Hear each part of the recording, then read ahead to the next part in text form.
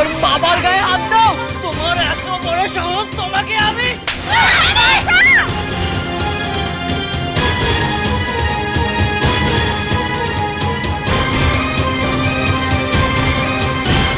আপনি আমাকে মারলেন? শুরুটা তোমাকে দিয়ে করলাম। তোমার বাবা যা অন্যায় করেছে তার অবস্থাও একই হবে। আপনারা বাবার নামে তখন থেকে কি আজে বাজে কথা বলছেন? বৌমা কি করছো তুমি? চুপ করে থাকো। আর মারপিটের লোকজন, তুমি ওখানে যেও না, তোমার খেতে হবে। মা, ওনারা আপনার ছেলের গায়ে হাত দিয়েছেন, বাবার নামে আজে বাজে কথা বলছেন, আর আপনি আমাকে চুপ করে থাকতে বলছেন?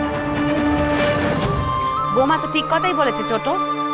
এরা কে তার নাই ঠিক, বাড়ি এসে বাচ্চাকে মারবে? হ্যাঁ, কোন সাহসে? আপনার এত বড় সাহস যে ফণিভূষণ মুখুজ্জের বাড়িতে এসে তার ছেলে গায়ে হাত দিচ্ছেন, তাকে সারাচ্ছেন?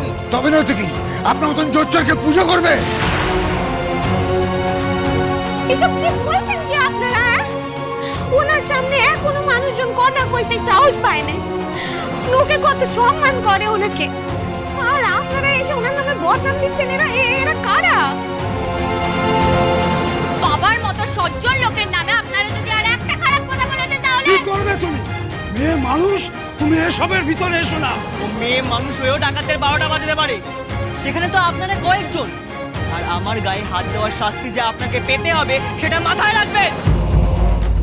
আচ্ছা, যেখানে আমি আপনাদের চিনি না, কোথা থেকে এসেছেন, কি করেন তাই জানি না, আর আপনারা বলছেন যে আমি আপনাদের সঙ্গে প্রতারণা করেছি। বাবা কখনো কারোর ক্ষতি করতে পারেন না। আর বাবার পরিচয় শুধু এই গ্রামের লোকেরা না, হাজার হাজার মানুষেরা জানে। আপনাদের পরিচয় তো আপনাদের ব্যবহার থেকেই বোঝা যাচ্ছে। আমাকে আপনি না চিনলেও আমার দেওয়া টাকাটা তো আপনি ভালো চিনেছেন ফণিভূষণ বাবু। টাকা? কিসের টাকা? আকাশ থেকে বললেন দেখছি। আমি সেই বিভূতি চাটুর্যে যে নিজের মেয়ের বিয়ের জন্য জমানো 2000 টাকা থেকে বসত বাড়ির মামলা লড়ার জন্য 3 বছর ধরে আপনাকে টাকা দিয়ে আসছি কিস্তিতে।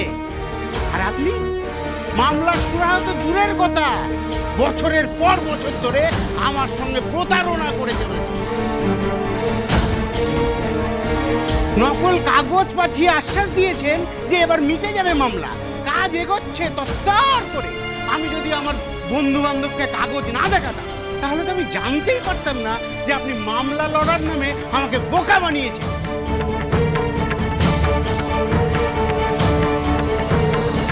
আপনি একজন নাম করা উকিল ও একজন মানুষের এত বড় ক্ষতি করলেন, আপনাকে জবাব দিতে হবে। ফুলপিসি, ফুলপিসিকে ডাকুন। উনি কোথায়? বাবার এখন লোকবল দরকার। উনি নাই।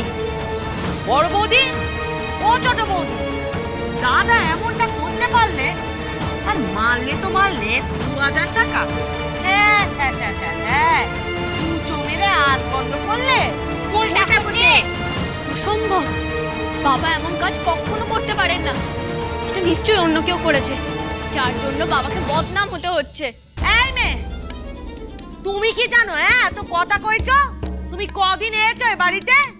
কিচ্ছুটি জানে নে, মায়ের কাছে মাসির গপ্প করছে। ক্ষমা করবেন ফুলপিসি, তবে আপনি ওনার নিজের বোন হয়ে ওনার নামে এত বড় একটা কথা বলতে পারলে? বৌমা একদম ঠিক কথা কইছে। আর তুমি কি গো ফুল ঠাকুরজি, নিজের দাদাকে তুমি চেনো নে? অমন মানুষ এমন কাজ ভুলেও করতে পারেননি কখনো। যে ফণিভূষণ মুখুজ্জে দেশের মানুষের জন্য বিনা পয়সায় কেস লড়ে, তার বিরুদ্ধে আপনারা মিথ্যে দোষরূপের অভিযোগ করছেন। আমি আপনাদের নামে মানহানির মামলা করব, এমন শাস্তি দেয়াবো যে সারা জীবনে ভুলতে পারবেন না। হ্যাঁ কাকাবাবু, ওদের উচিত শাস্তি দিন। হ্যাঁ, ওরা মানিকের গায়ে হাত তুলেছে।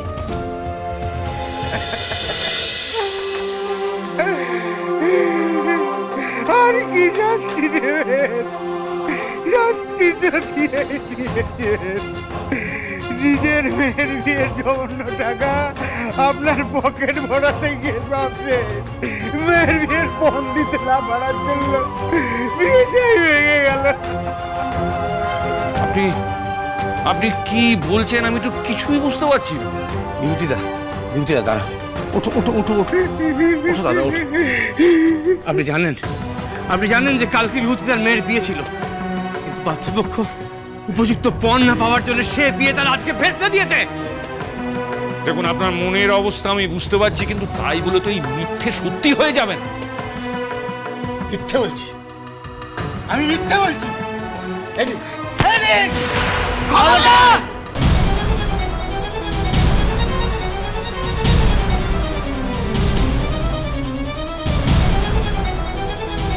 পড়ে দেখুন তো বাবা, অনেকক্ষণ ধরে ওনাদের অসভ্যতামি আমরা সহ্য করছি। পৃথ্বীরাজ, ওনারা বাবার নামে খারাপ কথা বলেছে, আপনার গায়ে হাত দিয়েছে, ওনাদের এক্ষুনি এই বাড়ি থেকে বের করে দিন। আপনারা এক্ষুনি এই বাড়ি থেকে বেরিয়ে যান, নাহলে কিন্তু লোক আমরাও ডাকতে পারি। আর যদি একবার বাইরে গিয়ে বলি না আপনারা এসে কাকাবাবুর নামে খারাপ খারাপ কথা বলছেন, মানিকের গায়ে হাত তুলছেন, তাহলে গোটা জগৎপুর এসে না আপনাদের চাটনি বানিয়ে দিয়ে যান। যান, বেরিয়ে যান। দাঁড়াও মানিক, কি এবার মনে পড়েছে? এ তো আমার স্ট্যাম্প দেয়া ব্যাগ। এই কাগজ উনাদের কাছে গেল কি করে?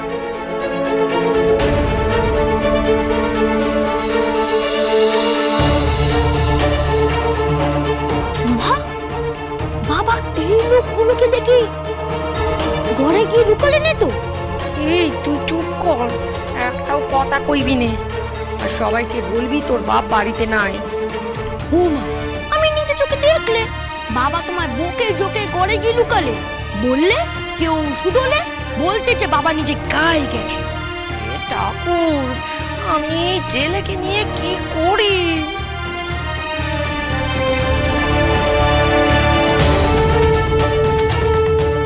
আমার প্যাডে জাল করার সাহস বেইনির হবে না, আর এত নিখুঁত জাল করার ক্ষমতাও তার নেই। তাহলে এই কাজ করবে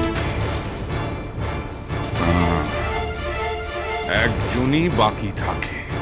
বাবা, আপনি যদি ওনাদের নাই চিনে থাকেন তাহলে ওনাদের জিজ্ঞেস করুন না যে ওনারা কার হাতে টাকাটা দিয়েছেন। করবো বৌমা, নিশ্চয়ই করবো। আঙুল যখন আমার দিকে উঠেছে তখন আমি শেষ দেখে ছাড়বো।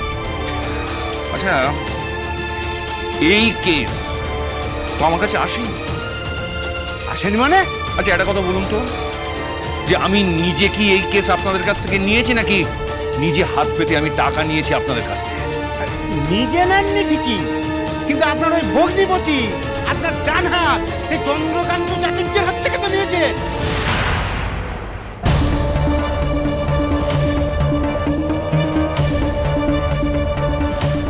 চন্দ্রকান্ত? হ্যাঁ, সেই তো বিভূতিকে 3 বছর ধরে ঘোরাচ্ছে। আজ আমরা আসছি দেখে সে কাঁচা গুটিয়ে পালিয়ে গেল। ডাকুন তাকে, সব পরিষ্কার হবে। এ ঠাকুর, ও আর কাজ পেলে নে, টাকা চুরি করলে ঠিক আছে, দাদাকে কেন জড়াতে গেলে? এ টেলা এবার আমরা সামলাবো কি করে? জামাই, জামাই কোথায় সুধা? দাদা, ও ঘরে নাই। কোথায় গেছে সে? অনেক যা, গিয়ে তোর পিসে মশাইকে ডেকে নিয়ে আয়। দেখতে পেলে বলবি যে বাবা ডাকছে। যাই বাবা, হরা ফটকে চ তাড়াতাড়ি। বাবা বাড়ি দিয়ে যাও বাবা। বাবু, ফুলপিসি, আপনি তখন আমাকে মিথ্যে কথা বললেন যে ফুলপিসি বাড়িতে নেই। সুধা, তাহলে কেন বললি যে জামাই বাড়িতে নেই? মা কি করবে? বাবা তোমাকে বলে গেল যে বাইরের কেউ জিজ্ঞেস করলে বাবা কোথায়, বলতে বাবা বাড়িতে নাই। ওকালতি করবার তো ক্ষমতাই নাই। ফেল মেরেছে 3 বার, কিন্তু ওকালতির আড়ালে বাপের মতো চুরি চামারি সে ভালোই শিখেছে। বাছাধন, তোমার বাবাকে একবার ডেকে নিয়ে এসো তো। এক্ষুনি যাচ্ছি। এই, কোথায় যাচ্ছিস? বললেন নে তোর বাপ বাড়িতে নাই। আচ্ছা গো মা, আমি এক্ষুনি নিয়ে যাচ্ছি। সুধা, এই মুহূর্তে জামাই যদি এখানে না আসে, আমি ওর ঘাড় ধরে এখানে টেনে নিয়ে আসবো। আরে আমি এক্ষুনি নিয়ে যাচ্ছি মামা বাবু। শ্রীমান পৃথ্বীরাজ।